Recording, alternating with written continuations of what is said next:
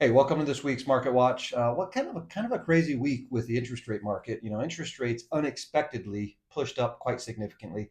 I think the interesting thing is there really weren't any market moving economic reports that came out.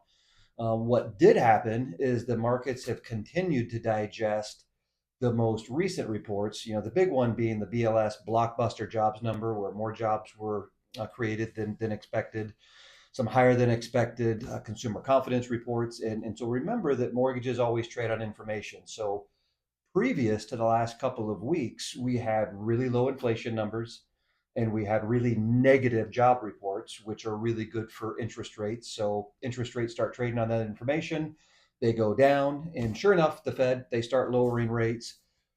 Well, the mortgage industry was thinking that the Fed would be lowering interest rates a little bit more leading to the end of 2024.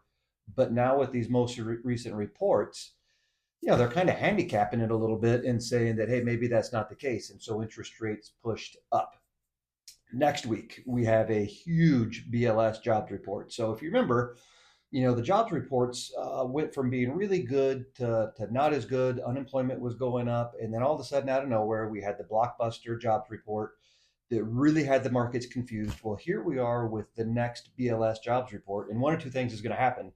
It is either going to validate that the jobs market is better than what we thought, and we're going to see interest rates continue to be a little bit higher than expected going into the next year, or we're going to see that the last BLS jobs report was just a one-off, and the jobs market is more in line with what we thought about it.